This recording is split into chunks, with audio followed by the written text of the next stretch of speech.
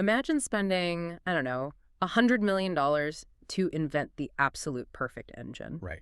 You spend years sourcing the rarest materials, you hire the most brilliant physicists on the planet, and you finally assemble this machine that just defies the laws of thermodynamics. A total breakthrough. Exactly. And the moment you finish, literally the second you're done, a dozen foreign laboratories leak the exact millimeter-perfect blueprints of an identical engine to the public for free. Oh, yeah. Anyone with a factory can just download it. It completely breaks the traditional economic model of software, doesn't it? I mean, you've built something that fundamentally alters human capability, and yet, The value just vanishes. right, the marginal cost of reproducing your massive breakthrough has instantly plummeted to zero. And that is the existential crisis we are unpacking today. Welcome to the Deep Dive, everyone. It is Saturday, May 2, 2026. A very interesting time to be looking at this space. Oh, absolutely. The intelligence itself has basically been commoditized. The most advanced open source AI models in the world are bleeding cash right now. They really are. So today we are going to tear down the 9 structural strategies these companies are frantically employing just to survive. We've got this fascinating, highly detailed analysis we're using as our source today. Yeah, it's a massive piece. It is. It's by a writer named Paramendra Kumar Bhagat, and it's titled Monetizing: Making Money with Open Source AI, Overcoming the Commoditization Challenge. And the author anchors this entire discussion in a very specific anecdote that I think just perfectly captures the mood of Silicon Valley right now. Oh, the Y Combinator party. Exactly. So Robert Scoble is at a Y Combinator gathering in San Francisco. He's talking to an entrepreneur who has just built one of the top open source AI models globally. Like a massively popular model. Hugely popular. Yeah. And the founder just bluntly admits the reality of their situation. Like, being the most popular developer tool on the planet is thrilling, obviously. Right. But figuring out how to actually generate revenue, how to build a defensible business model when your core product is literally given away is an absolute nightmare. Okay, let's unpack this. Because the open source software playbook, it's not a new concept. Yeah, not at all. If we look back at the late 1990s or the early 2000s, companies built massive empires on open source code. You think about Linux, Apache, MySQL. Classic examples, yeah. You put the code out there, the community debugs it for you, it becomes the industry standard, and then you monetize the consulting or the hosting or the enterprise support. Right, the Red Hat model. But the divergence with artificial intelligence lies entirely in the sheer capital expenditure required before a single line of code is ever utilized by the public. Because it's not just a bunch of guys coding in a basement anymore. Exactly. Building a traditional open source operating system just required human labor. Thousands of developers contributing their time. Right. Training a frontier AI model in 2026 requires hundreds of thousands of specialized GPUs running at maximum capacity for months. Which is just astronomical amounts of money. It is. You are burning tens, sometimes hundreds of millions of dollars in raw electricity and silicon degradation just to produce the initial matrix of numbers. The model waits. So you absorb this 9-figure upfront cost just to produce a file, you open source that file, and you expect to build the traditional support ecosystem around it. That's the hope. But the environment of May 2026 introduces this brutal external variable. The market is just being aggressively flooded by state-backed or highly subsidized international competitors. It's relentless. The author specifically points to the pace of Chinese AI labs dropping highly capable state-of-the-art models into the open ecosystem, like constantly. Because it is a deliberate strategy of commoditization. I mean, think about it. If a lab in Shenzhen releases a model architecture that benchmarks within, say, a fraction of a percent of your proprietary $100 million model. And they just give it away. Right, and they license it for free commercial use, your pricing power completely evaporates. Because why would I pay you when I can get the exact same thing for free? Precisely. You cannot charge a premium for raw reasoning capabilities, because reasoning capabilities are literally falling from the sky. Which means the underlying intelligence, the neural network itself, is no longer a product. It's a raw material. Yes. It's bauxite. It's iron ore. And if you are trying to sell iron ore in a world where everyone has a magical machine that generates infinite iron ore in their backyard, you go bankrupt. That's a great way to put it. And the author's thesis is that because the foundation is irreparably free to survive, You have to move aggressively up the stack. You have to build the factory, manufacture the steel, and sell the actual car. Exactly. And the first of the 9 strategies the author maps out is really the most direct reaction to this reality. It's the hosted services and managed inference layer. So we're talking about companies like Grok, Together AI, Replicate. Right. And they operate on the principle that, sure, downloading an open source model is easy, but actually running it in a production environment is mathematically and infrastructurally agonizing. Let's actually break down the mechanics of that agony, because the term free is doing a lot of heavy lifting here. It really is. A developer sees an open source model on a repository, they click download, and then suddenly they realize they need a localized supercomputer just to make it output a single sentence. Because the primary bottleneck isn't just compute, it's memory bandwidth. Huh. A large language model isn't just a simple program that executes. Right. It is a massive web of parameters that must be loaded into the high-speed memory of a GPU for every single token it generates. So if you're trying to run like a 70 billion parameter model, You are looking at needing multiple high-end enterprise GPUs. Hmm. And those are incredibly scarce and cost tens of thousands of dollars each just to hold the model in active memory. which leads directly to the dark art of quantization, right? Which these managed inference companies have totally mastered. Oh, absolutely. Quantization is fascinating. It's this brutal mathematical trade-off. You are taking the precision of the model's weights, which are usually, what, 16-bit floating point numbers? Usually, yes. And you crush them down to 8-bit or even 4-bit integers. It's like taking a beautifully nuanced symphony and forcing it to be played on a cheap 4-track synthesizer. That's exactly what it is. It takes up a fraction of the memory space, but you risk the model losing its contextual reasoning. It starts hallucinating. Right. And the engineering talent required to quantize a model efficiently without degrading its perplexity score is exceedingly rare. And on top of that, if you're a business trying to integrate AI into a customer-facing app, you have to handle scaling. The scaling is the hardest part. If your app goes viral, you suddenly have thousands of concurrent requests hitting your localized GPUs. The latency spikes, the servers crash, and that quote-unquote free model becomes a massive liability. So companies like Grok step in and construct custom architectures. I mean, Grok doesn't even use standard GPUs. They use specialized language processing units, or LPUs. Just to solve that memory bandwidth bottleneck. Exactly.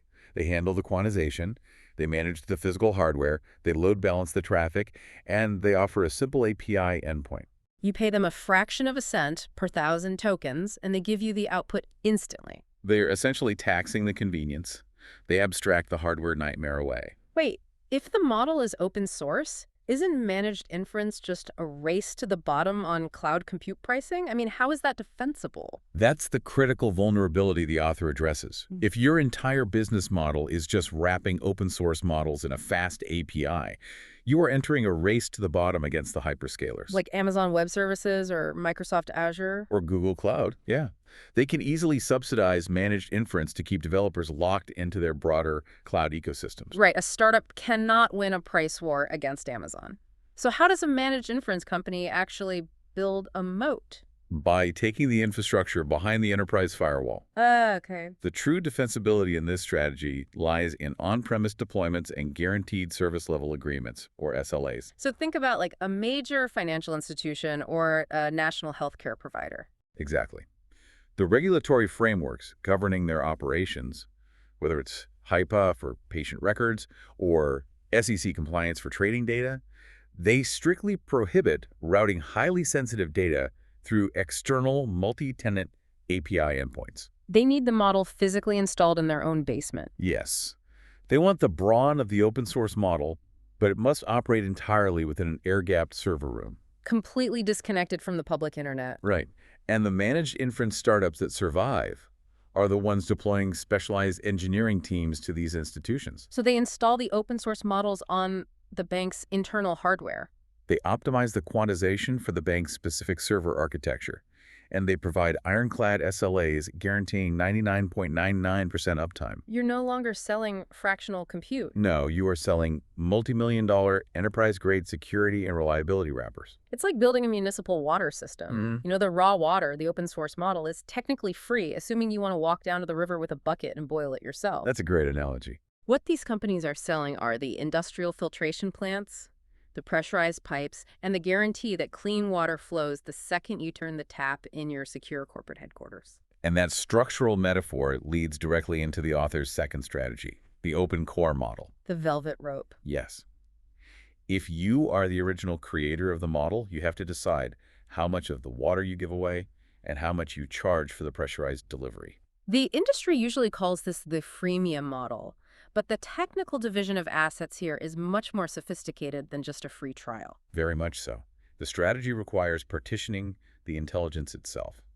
The creator releases the base foundation model under an open, permissive license. It's highly capable, developers love it, it gets them that broad industry mindshare. But the creator strategically holds back critical, specialized layers. And the text outlines exactly what gets gated behind the commercial license. We're talking proprietary fine-tunes, RLHF, adaptations, safety layers, and multimodal extensions. Let's actually analyze what RLHF reinforcement learning from human feedback mechanically does to a model.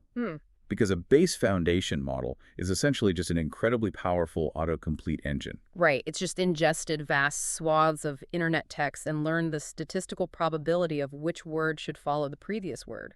Exactly. So if you ask a raw base model to write a business plan, it might start generating a Wikipedia-style article about what a business plan is.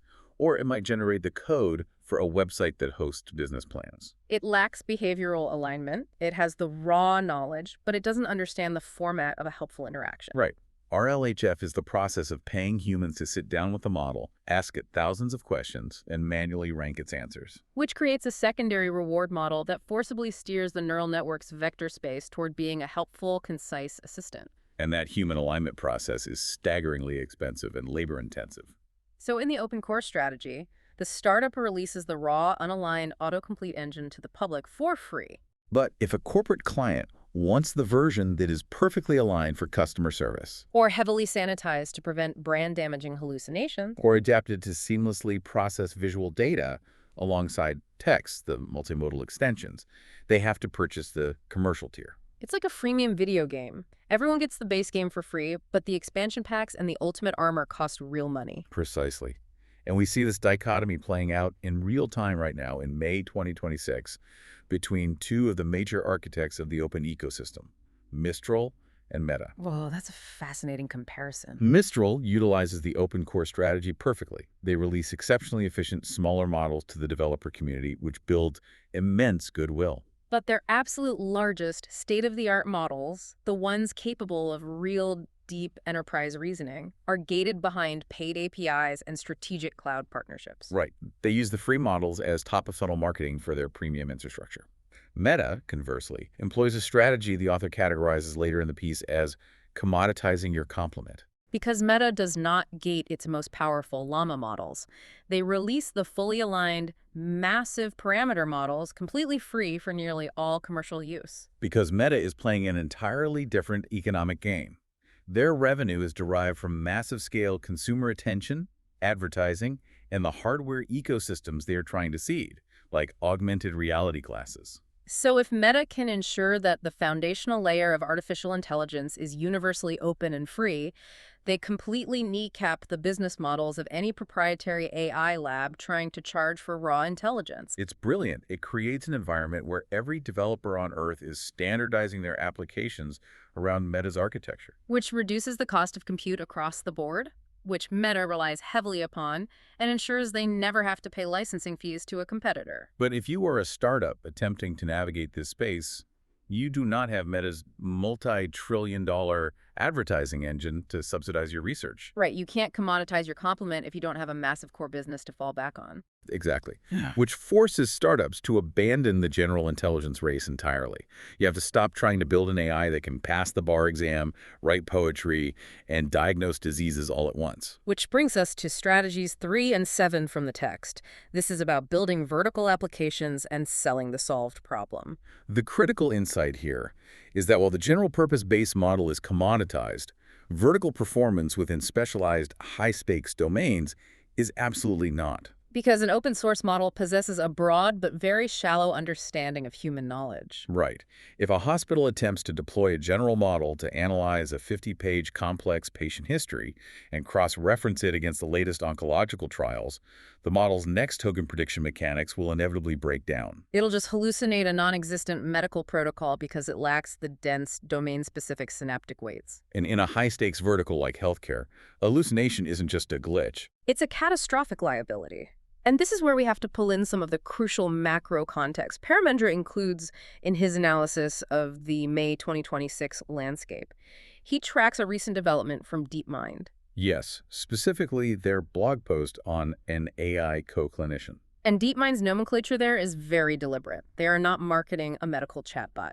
The term co-clinician implies deep structural integration into the workflow of healthcare. To build a system capable of operating at that level, you must initiate an aggressive, highly focused fine-tuning process. You take the open source foundation model, which already understands the basic structure of human language, and you continuously train it on proprietary, highly guarded data sets. Millions of anonymized electronic health records, diagnostic imaging files, peer-reviewed medical journals. You basically lobotomize the model's ability to write poetry, and you heavily over-index its neural pathways for medical logic. But obtaining that vertical data introduces a severe bottleneck. The most valuable data in the world, legal contracts, medical records, proprietary manufacturing telemetry, is locked inside enterprise silos. It's not on the open internet. No, it's not. And the author points to a fascinating mechanism for overcoming this data scarcity: synthetic data generation. Here's where it gets really interesting. Because the AI industry essentially consumed the entirety of the high-quality human internet by 2024. They ran out of text. They ran out of text. So to continue improving vertical models, companies have to engineer data pipelines where massive, highly capable frontier models generate synthetic, highly complex training scenarios. It is a bizarre Ouroboros effect. It really is. A legal tech startup will use a massive model to generate a dataset containing 3 million simulated corporate merger disputes, complete with intentionally obfuscated liability clauses. And then they use those 3 million synthetic scenarios to train a smaller, highly efficient open source model until it becomes an absolute savant at identifying legal risk. So if you own the data flywheel, if you control the pipeline that generates the highest fidelity synthetic data for a specific vertical, you own an insurmountable moat. Because the enterprise customer does not care what open source architecture sits at the core of your software. They are purchasing the outcome. Exactly. If your customized application reduces the time required for a corporate merger review by 40%, or reduces diagnostic imaging errors by 15%, the hospital or the law firm gladly pays your premium software as a service fee. You are monetizing the proprietary workflow, not the underlying open source weights. Right. So we have established that building the ultimate specialized application is highly lucrative. But what happens to the enterprise that already has 30 distinct software systems, decades of accumulated data, and just wants to integrate AI into their existing mess?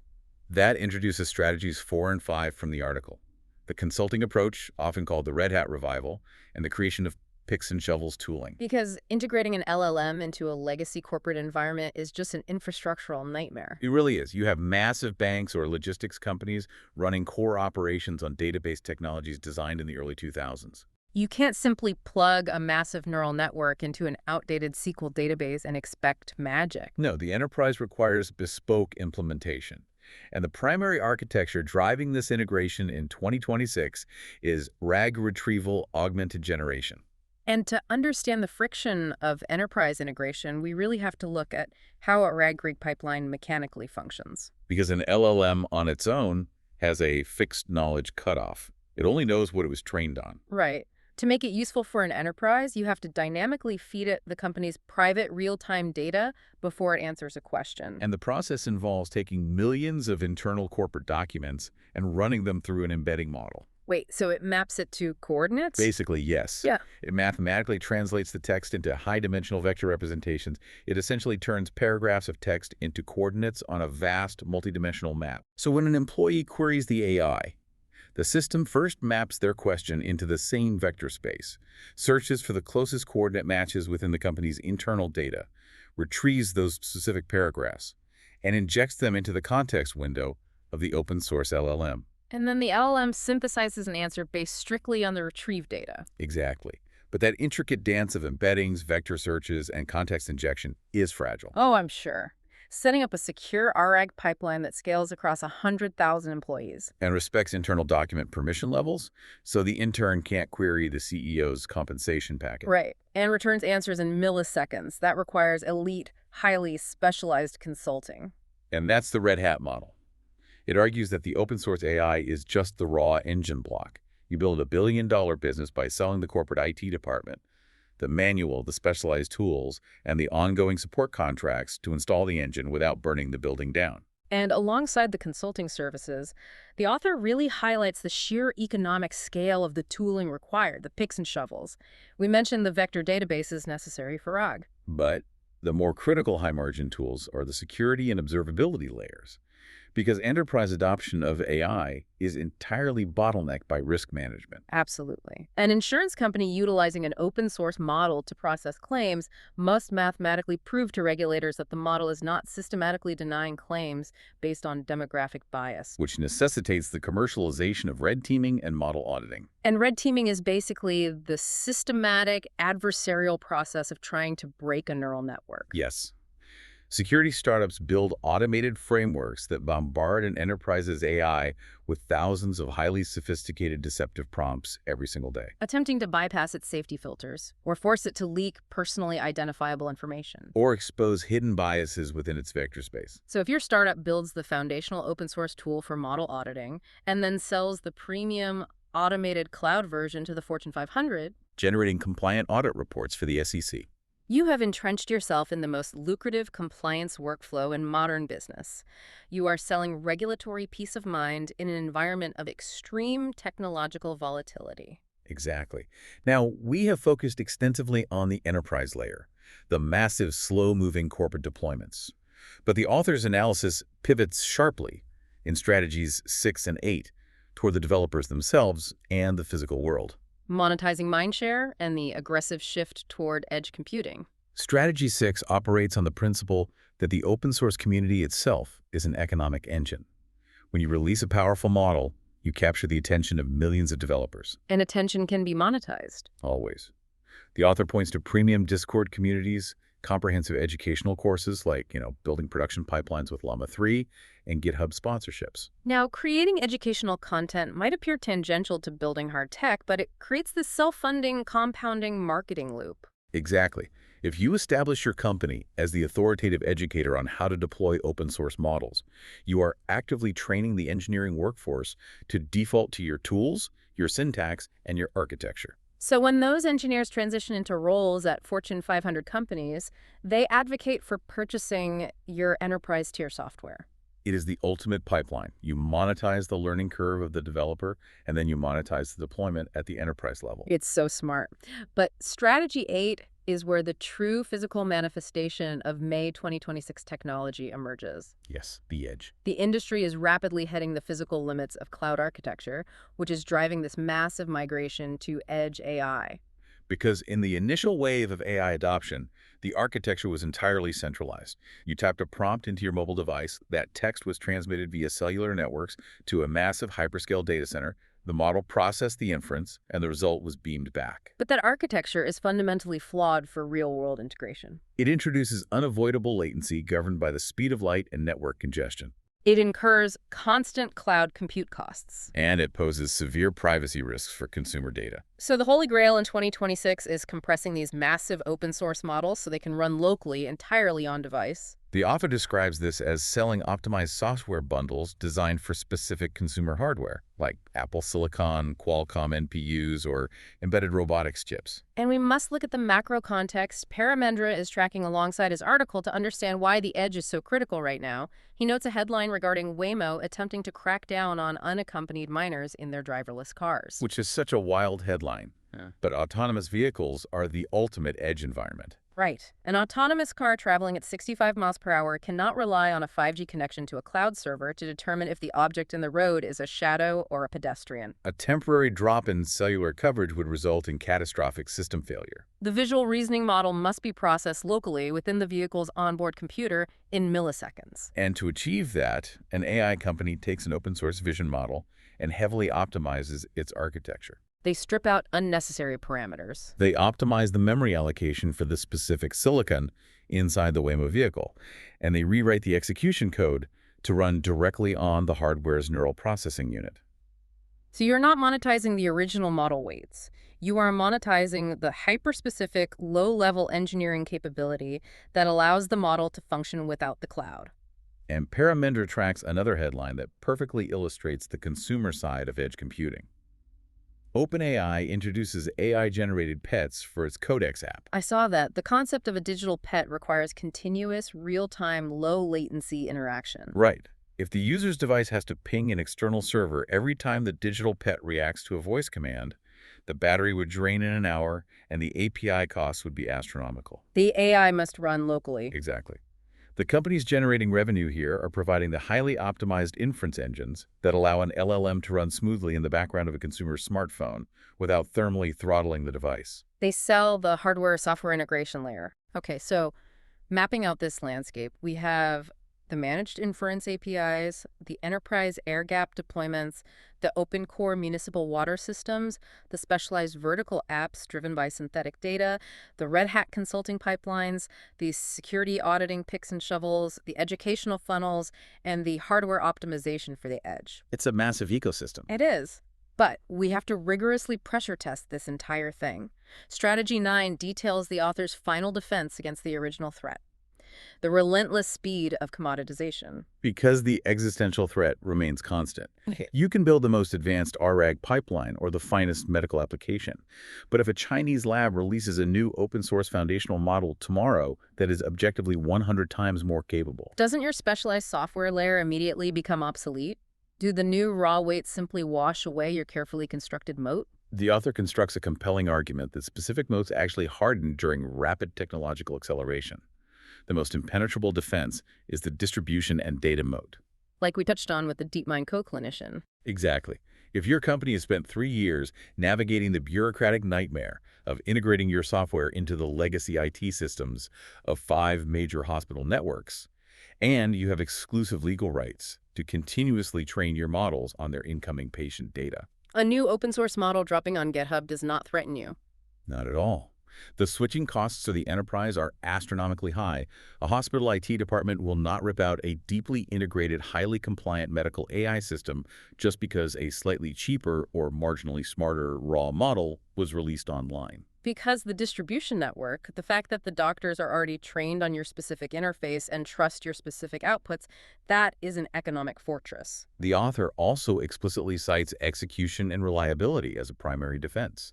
He notes, and I quote, "Most companies struggle with production AI. Excel here." Because the enterprise market prioritizes stability above absolute capability. Always. If your deployment never crashes, if your latency never spikes during peak hours, and if your security protocols are flawless, the enterprise will renew your contract. They are buying operational predictability. And the final and perhaps most critical architectural moat the author prescribes is the multi-model strategy. This is so important. If an enterprise software company hard codes its entire infrastructure to rely exclusively on Meta's Llama 3, and Meta fundamentally changes the architecture or licensing for Llama 4, The software company is ruined. instantly. So to immunize your business against the model wars, you build flexible routing infrastructure. Your software is designed to instantly swap out the underlying foundational model without the end user ever noticing. Oh, that's clever. So if Mistral releases a better model for coding, your system automatically routes coding queries to Mistral. If a new Chinese model is faster at summarization, your system routes summarization tasks there. You commoditize the models before they can commoditize you. Exactly. You abstract the foundational layer away entirely, treating the various open-source models as interchangeable batteries powering your proprietary machine. And the value accrues entirely to your routing logic, your user interface, and your workflow integration. The author concludes this deep dive with a historical truth. Building significant technological infrastructure is inherently difficult. The founder standing in the corner of that San Francisco party is justified in their anxiety. Right. The intelligence is free, but the execution required to safely and reliably integrate that intelligence into the global economy is invaluable. And to fully grasp the magnitude of what these companies are attempting to build, We really have to pull back the lens and look at the broader cultural and economic landscape of May 2026. Yeah, because Paramendra's blog post is not existing in a vacuum. The margins of his website are just filled with the chaotic pulse of an economy undergoing a massive transitional shock. The contrast between the AI ecosystem and the cryptocurrency ecosystem in 2026 is particularly striking. It's day and night. The author is tracking a series of financial headlines. The U.S. Senate unanimously banning its members from trading on prediction markets. A decentralized finance protocol on the Solana network shutting down after a catastrophic $8 million exploit. He also notes Elon Musk labeling the vast majority of cryptocurrency projects as outright scams on X. While simultaneously, stablecoins' digital assets pegged to the U.S. dollar have fully overtaken Bitcoin as the primary mechanism for transactions in Latin America. It is a profound dichotomy. The blockchain sector is buckling under intense regulatory crackdowns, structural exploits, and a desperate search for utility beyond dollar-pegged stablecoins. And the artificial intelligence sector is experiencing the exact inverse problem. AI possesses such undeniable, overwhelming utility that the core technology has become an infinitely abundant resource. And the ecosystem is fracturing under the weight of trying to construct traditional capitalist business models around a post-scarcity asset. The cryptocurrency markets are struggling to justify their existence to regulators. The AI markets are struggling to capture the massive economic surplus they are generating for the world. But the stakes of solving the AI monetization problem go far beyond startup valuations. The list of book titles and external writings the author is tracking reveals a civilization literally bracing for impact. The scope of the literature Paramendra surrounds his analysis with is genuinely staggering. It is. I mean, we are looking at titles like Lumina AI, The Trillion-Dollar Sun, and Prestigenetics, the technology that lets us watch life think, how photons, cells, and AI may help us cure cancer and rewrite medicine. And he tracks deeply speculative geopolitical works, too. Right, from Kelkyism, the economic and spiritual blueprint for an age of abundance, to AOC 2028, the future of American progressivism, to Trump's default, the mist of empire, and Barack face, Iran's nuclear program. And just to interject here, as hosts, we have to explicitly state that we are absolutely not endorsing any of the political figures, ideologies, or geopolitical stances mentioned in those titles. Oh, 100%. Whether it's progressivism, Trump, Kelkyism, whatever, we are impartially listing these strictly as evidence of the author's wide-ranging intellect. Right. We are merely observing the cultural backdrop the author is writing against, the high-stakes global environment of 2026. Exactly. But the breadth of those topics, from the granular mechanics of rewriting genetic code to the macroeconomic tectonic plates of American political power, illustrates the true environment we are in. The author is not simply mapping out how a developer can afford their cloud hosting bill. No. He is outlining the economic structures required to sustain the most critical infrastructure build-out in human history. The monetization strategies we have spent this whole time dissecting, the agonizing fine-tuning of medical data, the complex RAG integrations, the red teaming compliance frameworks, these are the engines that actually fund the trillion-dollar suns. If the open-source founders go bankrupt because they cannot solve the sauce layer, the entire progression toward precision genetics and automated infrastructure stalls. The author even lists a novel titled The Country of Geniuses, A Race Through AI Adolescence.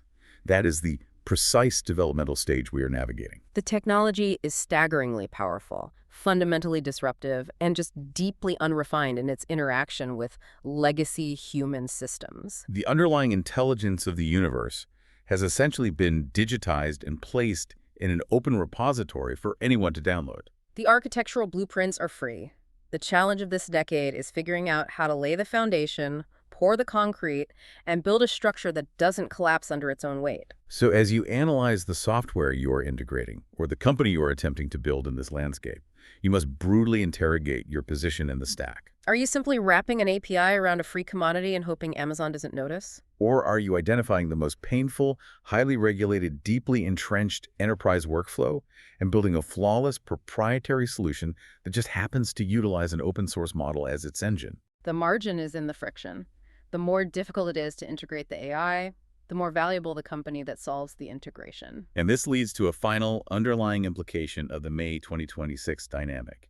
If the raw capacity to reason, to synthesize logic, and to generate code is truly becoming a limitless, zero-cost commodity raining down globally. What happens next? Right. What happens to the global economy when the primary vector of value creation is no longer computational power and is no longer access to data? That's a chilling thought. When intelligence is infinite, the only scarce resource left to buy and sell isn't compute or data, it's human trust. A profound structural shift to process. Thank you for joining us on this deep dive into the architecture of the open source AI economy. We will see you next time.